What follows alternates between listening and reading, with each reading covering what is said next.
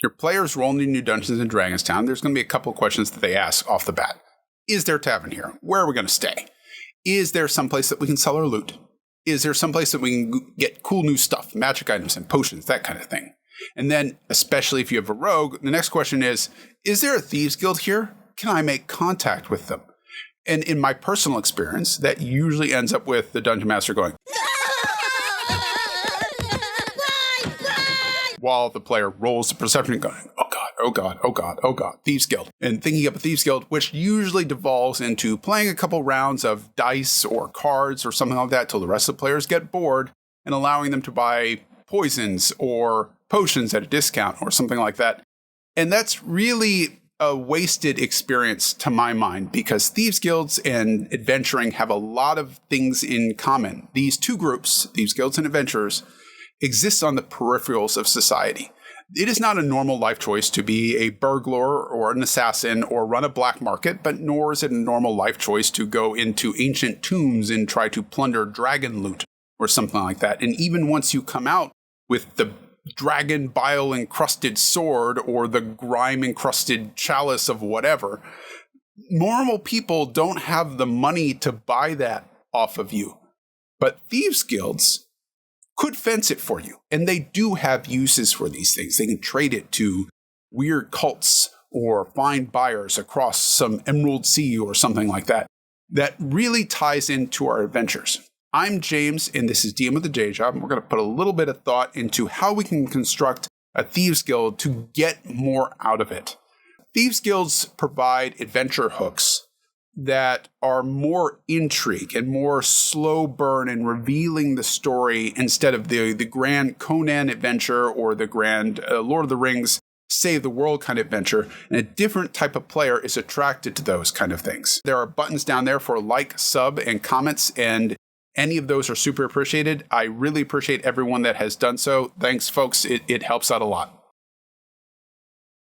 When I think about Thieves Guilds in my town, I think about them in kind of three levels. The first level is just street toughs. This is a group of random people that have gotten together. They're not super organized. They're just the beginnings of a gang, and they're there to commit some petty robbery, knock down somebody that's drunk in the night and steal all their stuff and go on their merry way. The second level is a gang.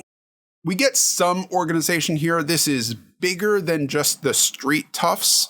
They've gotten together a crew and now they have a hideout, but there's not really any solid leadership here. There's not organization. There's no really camaraderie between these people, and there's no tie to the rest of society. And then there's the higher level, which is the mafias. These are the organized crime units. Things like the Yakuza in Japan, or like the Sicilian Mafia, Costa Nostra, or the American mobs. Or Murder Inc., or any of those kind of things, where there is now a level of societal acceptance to these people, whether that's the society and the people that are around them, or the government institutions that might sometimes have to deal with these folks. Let's start off at the lowest level with our street toughs. Street toughs could absolutely be a part of a larger Thieves Guild, but I also use them in towns where I just need to speed things along. The players have been talking about whatever they're talking about for way too long, and nothing new is happening. They're just kind of conversing in circles and trying to figure out what it is they want to do because nothing has really grabbed their interest, or they have completely missed some of the breadcrumbs that I dropped. Maybe I didn't give enough. Maybe they really weren't appealing, and I need to find some other way to kind of tie things back together, and then I can use a group of random people that have gotten together to try to draw my players back into the action. It doesn't have to be just rogues. It's often a thing that I see people just kind of grab rogues right away. There's no reason that a fighter or even a sorcerer might not want to try to get away with some easy gold.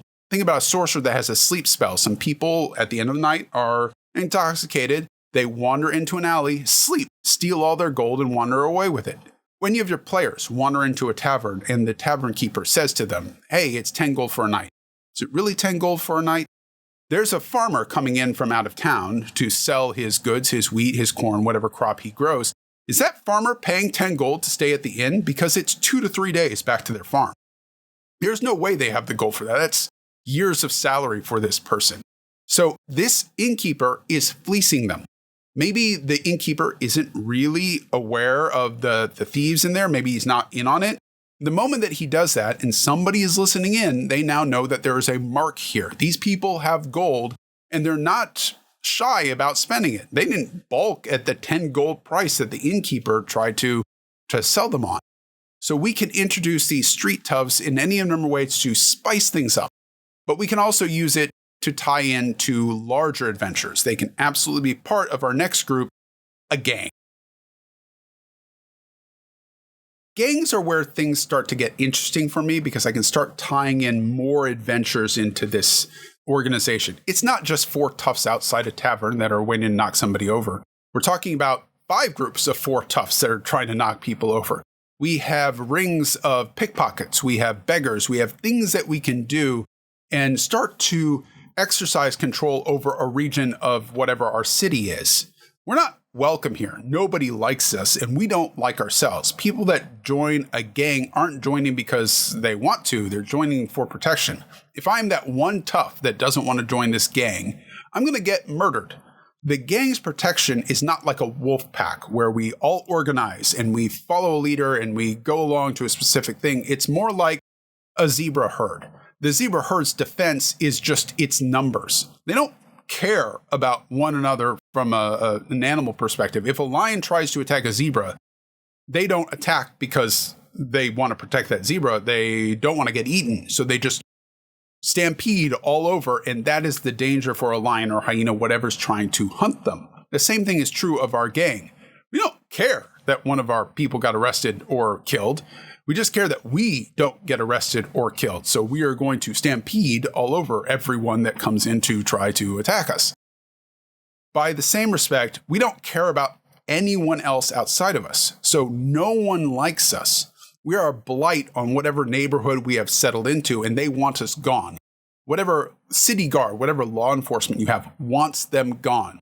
They might have someone that is influence, positive or negative. Maybe there's some extortion going on. Maybe they found out something about a corrupt cop and they're making them turn the other way. But those people don't like them. They want to find some way to rip out the gang and pull them out of their society. When I think about storylines for a gang, I'm often thinking about them being used by someone that is far more manipulative, has more power, is more clever than they are. A mafia might use a gang to go commit violent acts. Whatever violent act that a gang is involved in is going to have a lot of collateral damage. These aren't clean kills like a mafia might have during an assassination. These are run in, blow stuff up, cause a lot of damage.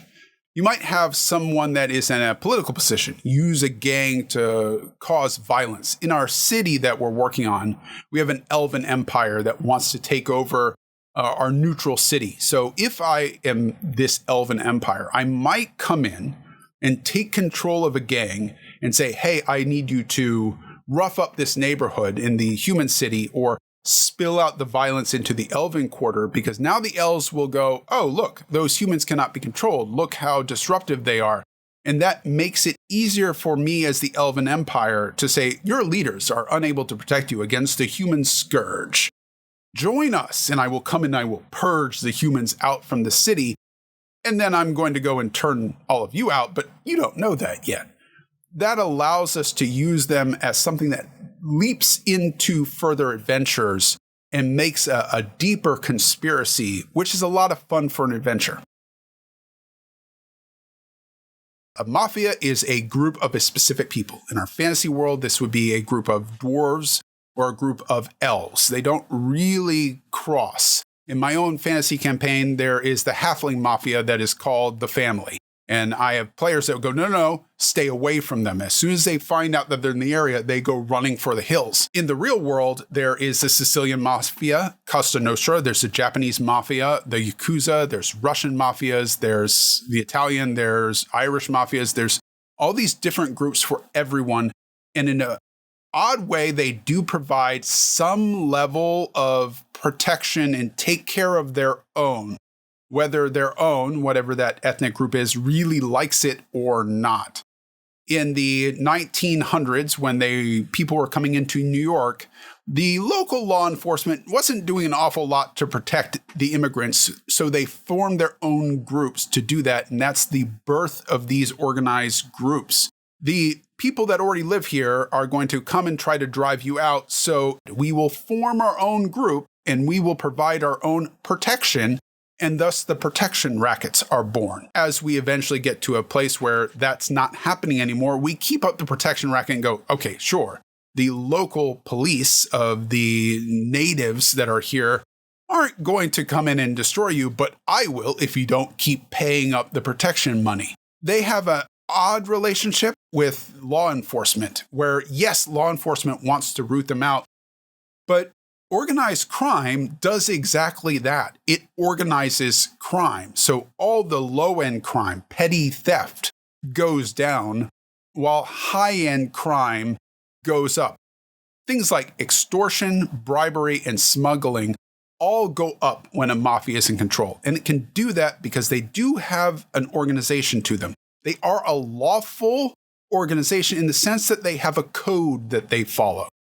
When one of the mafia bosses was taken down, they found a copy of the commandments, the rules of behavior that they expected their mafia members to abide by. That's why, at least in fiction, you'll find stories of a mafioso, a member of the mob, being assassinated because he did something wrong, but the mafia still takes care of the spouse and the family of whoever it is that they just took out, because that's how they think and how they operate. So it is a kind of lawful code among the group. Individuals are individuals, and they're going to do what an individual does. But as a general sense, they are lawful, evil, because they are still going to kill, destroy everything around them. They have an interest in economic prosperity for their region, for their people, but not really anyone else. That's why they'll run drugs, they'll build casinos for everybody else, but not for their own, because they don't want to feed on their own people. I might honestly have the mafia approach the adventurers for help. Maybe there's an upcoming gang that's got a lot of numbers, because mafias typically don't have large groups of people. They have very dedicated people. So there's a new gang that has come into town. Maybe there's an elven mafia and there's a human gang.